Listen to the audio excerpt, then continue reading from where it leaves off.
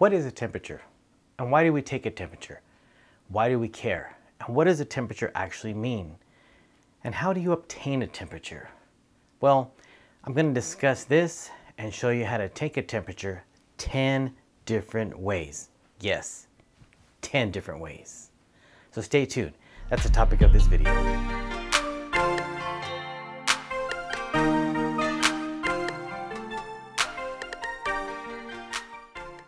Hi there, welcome to my YouTube channel, welcome to my nursing channel. My name is Nurse Master Charlie. So before I share some temperature knowledge and show you the 10 different ways to take a temperature, let's review the NCLEX question that I asked in the last video. So here's the question. A patient is admitted to the hospital with a myocardial infarction and they develop severe pulmonary edema. Which of the following symptoms should the nurse expect the patient to exhibit? A. Slow deep respirations, B. Stridor, C. Bradycardia, or D. Air hunger. The correct answer is D. Air hunger. Alright, so here's the rationale. Patients with pulmonary edema experience air hunger, anxiety, and agitation. Symptoms may include coughing up blood or bloody froth or frothy sputum, difficulty breathing when lying down, a feeling of air hunger, or drowning. This feeling is actually called paroxysmal nocturnal dyspnea. If it causes you to wake up 1 to 2 hours after falling asleep and struggle to kind of catch your breath. So stay tuned, and at the end of this video, I will be asking another NCLEX type question. Now remember, if you want to learn about nursing and nursing related topics, please consider subscribing. And if you like this video, hit the like button and hit the notification bell so you can be made aware of when I make new videos about nursing related content. So now on to temperature. So why do we take a temperature? And what is a temperature? Why do we care? And what does a temperature actually mean? And how do you obtain a temperature? Although taking a temperature of a patient seems like a basic skill, there are various techniques to taking a temperature, from simple to invasive. And there is a wealth of information that can be obtained from the simple task of taking a temperature. Maintaining normal temperature is the way we maintain homeostasis in our bodies, with our temperature changing throughout the day. Our blood vessels and skin help regulate our body temperature either through vasoconstriction or vasodilation to trap heat or release heat. Generally, our body has its lowest temperature 2 hours before we wake up. Now, a temperature is a measurement of how cold or how hot the body is, primarily in relation to a normal body temperature. In the case of an elevated temperature or hypothermia, this would be considered a fever and is indicative of some type of an infection. But the measurement of a temperature in which a person has a decreased temperature or hypothermia would be generally indicative of exposure to cold weather like snow or cold water. So before I share the how to take a temperature, I'd like to briefly share a little history of how taking a temperature came into existence and why it became part of the vital signs. The measuring of temperature, as crude as it may have been at the time, began back in the 17th century, which is about 400 years ago in the 1600s. Thermometers at this time were called thermoscopes, which was a device that showed changes in temperature. Now these thermoscopes or thermometers were being designed, developed primarily by 3 different men in 2 different countries. In England, Robert Flood, a physician, developed his instrument to show changes in temperature. In Italy, Galileo Galilei, known as the father of modern science, and Giovanni Francesco Sagredo, a mathematician, were developing their own thermoscope or thermometer. And it was Sanctorio Sanctorius, a physician and contemporary of Galileo, who first developed the fever for thermometers to determine a patient's body heat. Now, there are many others who were instrumental in the development of the modern day thermometers, but it would make this a 4-hour video and is beyond the scope of this video actually. So let's fast forward to the 1800s. Temperature as a vital sign. This goes back to when in 1868, Karl Reinhold Wunderlich, a German physician, established that a temperature occurs in disease and that temperature occurs in variations of diseases. And there became the advent of the use of temperature as a vital sign. Now, thermoscopy or thermometers and the technology involved is ever evolving. A newer diagnostic use is thermal imaging, which is in its infancy stages in medicine, which all began in the 1600s.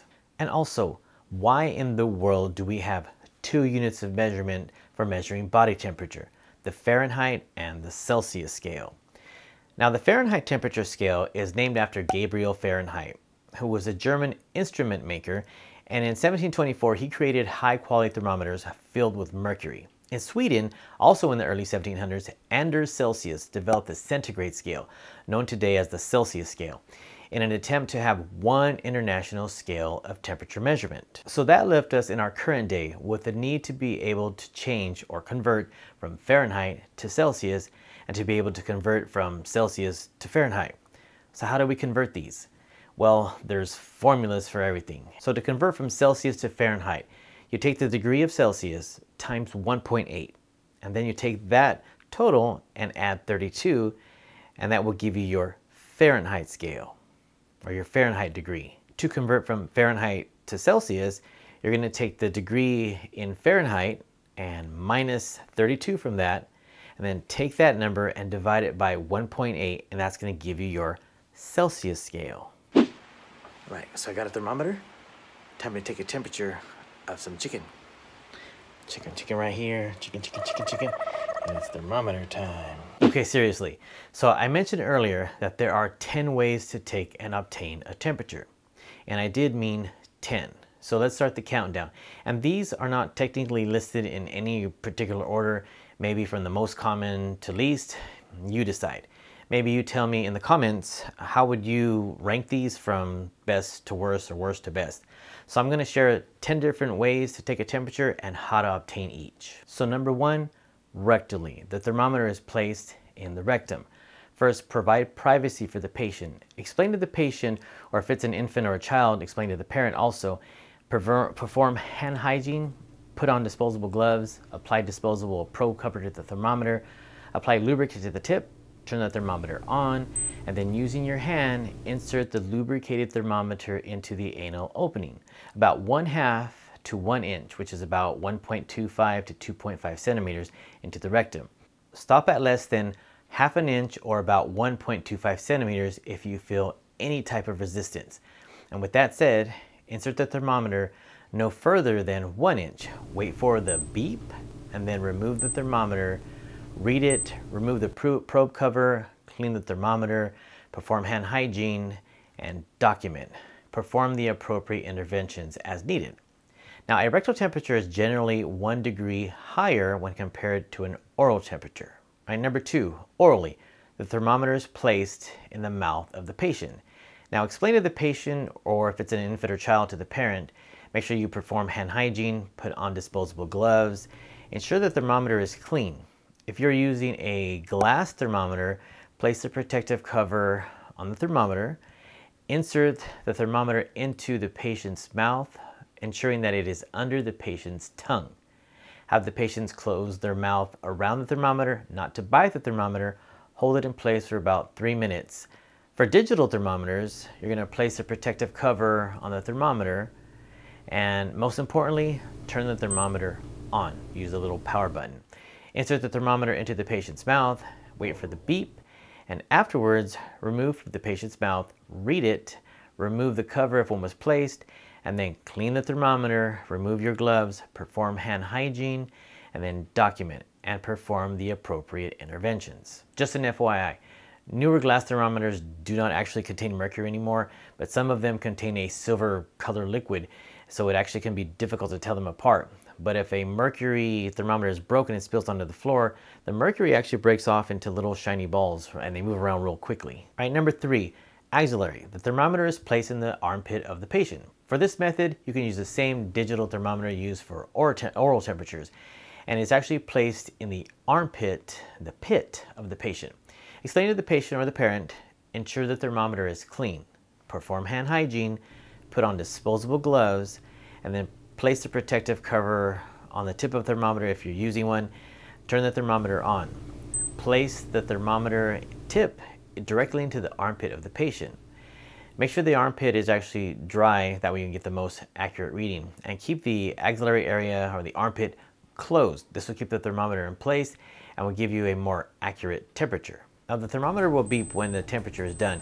After, remove it from the patient's arm area or armpit area, read it, remove the cover, clean the thermometer, remove your gloves, perform hand hygiene, document, and then perform the appropriate intervention. This method is generally considered not as accurate as oral or rectal temperatures, but it is an acceptable method, and the temperature is generally 1 degree lower when compared to oral temperatures. Number 4, tympanically.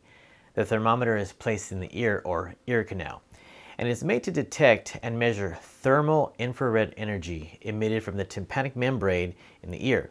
And the temperature is generally 1 degree higher when compared to an oral temperature. And you want to use this thermometer, not the one used for rectal, oral, or axillary, but this one. Now, a tympanic thermometer is generally used for adults and children over 2 years of age. You want to explain to the patient or the parent, ensure the thermometer is clean, again, perform hand hygiene, put on disposable gloves, place a protective cover on the tip of the thermometer, turn the thermometer on, and then you'll enter the tip of the thermometer and place it into the ear canal. Gently pull back or posteriorly on the auricle, or also known as the pinna, then pull up or superiorly to open the ear canal. For patients less than 1 year of age, again, you want to pull back or posteriorly on the auricle or pinna, but instead of pulling up, you want to pull down or inferiorly to open the ear canal. Gently insert the thermometer until the ear canal is fully sealed off. Press the button, hold it for 1 to 2 seconds until you hear a beep, or just follow the manufacturer's instructions for the time. Remove the thermometer, read it, discard the cover, clean the thermometer, remove your gloves, perform hand hygiene, and document. Perform appropriate interventions once again. Number 5, a temporal temperature or temporal thermometer. This scans the surface of the forehead, again, not to use the thermometer used for rectal, oral, axillary, or even tympanic. This has its own unique thermometer. This one, explain to the patient or the parent, ensure the thermometer again is clean, perform hand hygiene, put on disposable gloves, remove the protective cap on the thermometer if it has one, and place a disposable protective cover if it's available. Now brush any hair away from the forehead, and then while holding the button down, some will say scan on them like the Exergen version, hold the button down, place it on the center of the forehead, ensuring the probe is flush against the forehead. Sweep the thermometer gently across the forehead to the hairline so the infrared scanner can measure the temperature of the temporal artery. Then, while continuing to hold the button down, touch behind the earlobe. Then remove from the patient, release the button, read the temperature, and then remove the protective cover if the one was applied. It depends on your model. And clean the thermometer. Again, remove your gloves, perform hand hygiene, and document. And then again, perform the appropriate intervention. Number 6, the temperature strip. A temperature strip goes to the forehead. This is considered one of the least accurate. Now explain to the patient or the parent, perform hand hygiene, put on disposable gloves. This also has its own unique thermometer. For this one, you want to remove the adhesive from the back of the strip, apply it to the forehead, ensuring the area is clean and dry. Read after 1 minute while the strip is still in place on the forehead. Remove from the patient, remove your gloves, perform hand hygiene, and document, and then perform the appropriate intervention. Number 7, the infrared thermometer. This one uses the same technology of the temporal thermometer, but without having to swipe the forehead. It is using the same temporal artery. These thermometers use a lens to focus infrared light or heat emitting from the patient. Taking this temperature, you want to ensure that the patient has not been wearing any type of head coverings, and this may actually change the patient's temperature, especially if it was on their forehead like a cap. This one is deemed just as accurate as a rectal or oral temperature. You still want to explain to the patient or the parent what you're going to be doing, perform hand hygiene, put on disposable gloves, ensure your thermometer is clean and working properly, place it in front of the patient, perpendicular to the patient's forehead, approximately 2 to 3 inches away from the forehead. You may need to review the manufacturer's specific details. Do not touch the patient's forehead with the scanner. Hold the button down for 1 second and release. Remove from the patient's forehead area and then read the temperature. Remove your gloves, perform hand hygiene, document the temperature, and then perform the appropriate intervention. Now, number 8, it's not a common method, but as a nurse you may encounter it. It is a urinary bladder thermometer / temperature. This is a very accurate method of measuring body temperature, and as an added bonus, in addition to draining urine, a bladder thermometer is continually monitoring the core temperature of the body. These are urinary catheters that have a sensor in the tip of the catheter that sends the temperature of the body to a monitoring device. Now, these patients are generally admitted to the ICU or intensive care units where they usually have that monitoring capability. Now, this type of thermometer is inserted under sterile technique due to the insertion of the urinary catheter itself, and is beyond actually the scope of this video. Number 9, this is the most invasive on the list, but has supreme accuracy and is the standard to measure core body temperature. And this is the temperature obtained through the pulmonary artery via a pulmonary artery catheter, or PAC, also known as a Swan-Ganz catheter. These patients are usually in an ICU setting and are being closely monitored for cardiac status. The temperature sensor is directly inserted into the heart of the matter. Pardon the pun. Get it? Heart of the matter? And is usually continually monitoring the core temperature of the body, with the information being sent directly to a monitoring device. This type of thermometer is inserted under sterile technique, usually by an MD or an advanced practice provider, like an anesthesiologist, for example. And it is, again, beyond the scope of this video, but it is the most accurate. And last but not least, number 10. Now, an honorable mention is the back of the hand as a thermometer. This method will not give a numeric measurement, but a generality of warm, cold, or hot, and can be considered primitive. But this method, that the human hand could be used as a means to determine the presence of a fever, was even taught by Hippocrates, and he's known as the father of medicine, in as early as 400 BC. So there is some credence to the use of the back of the hand to measure temperature. To perform this type of temperature measurement, first, again, perform hand hygiene, put on disposable gloves, place the back of the hand directly onto the patient's forehead. This method can give you a general idea of someone's temperature, whether they are hot, cold, or normal, which can lead you to actually investigate further with a real thermometer. It is a way to obtain a quick feel or check against the patient's forehead. Forehead or 5-head if you have a forehead like me. So now that you know how and where to take a patient's temperature, what does the number mean?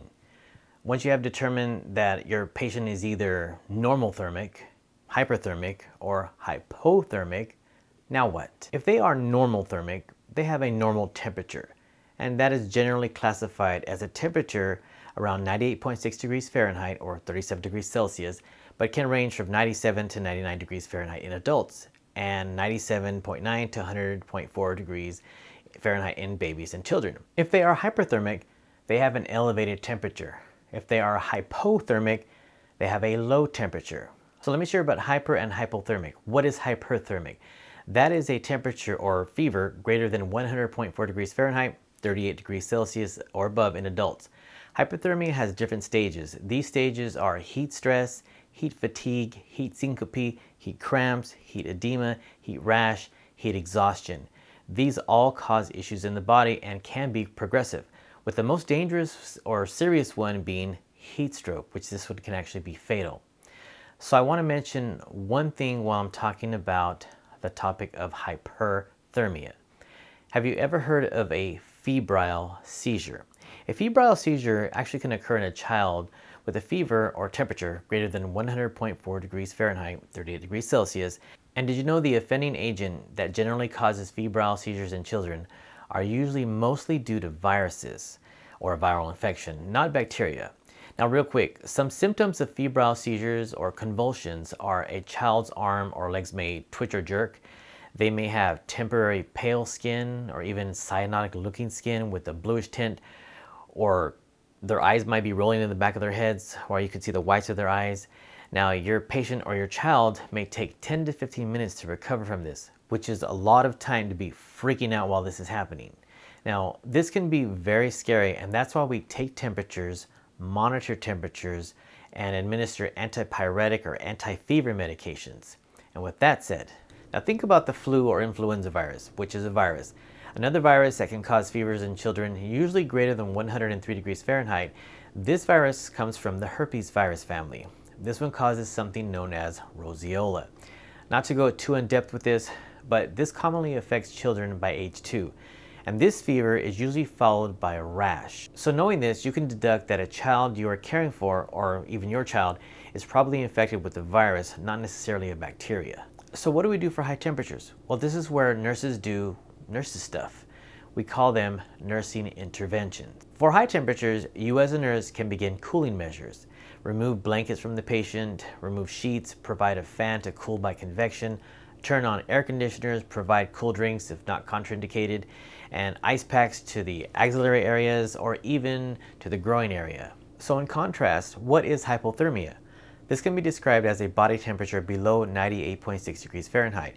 Hypothermia also has different stages. These range from mild hypothermia, which starts with shivering, to moderate hypothermia, where shivering stops and consciousness becomes impaired, to severe hypothermia, where your heart, nervous system, and other organs can't work normally.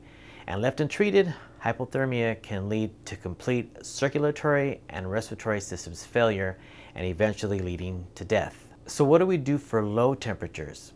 Again, this is where nurses do nurse stuff, nursing interventions. Increased clothing, warm drinks if not contraindicated, heated pads, heated blankets, warm air, warm baths, room air or air conditioners can be increased to make it warm. So in this video, I've shared a little more than just the 10 ways to obtain a temperature. I've shared about what normal, elevated, and decreased temperatures are, and some nursing interventions if the temperature is high or low, and even shared a little bit about febrile seizures. I hope this information was useful. Okay, for you nursing students, here's the next NCLEX question. The nursing assistant reports to you, the RN, that the patient with myasthenia gravis has an elevated temperature of 102.2 degrees Fahrenheit, a heart rate of 120 beats per minute, a blood pressure of 158/94, and was incontinent of urine and stool. What is the best first action at this time? A. Administer an acetaminophen suppository. B. Notify the physician immediately. C. Recheck vital signs in 1 hour. Or D. Reschedule the patient's physical therapy session. I'll give you time to think about this, study it, and I'll give you the answer and NCLEX rationale in the next video. So if you found value in this video and hopefully learned a little something, please be sure to give this video a like. And if you're interested in content like this, please be sure to subscribe and hit the notification bell so you can be made aware when I release new videos. So I'd like to thank you for your time. Thank you for watching, and until the next video, God bless, bye-bye, and go take those temperatures.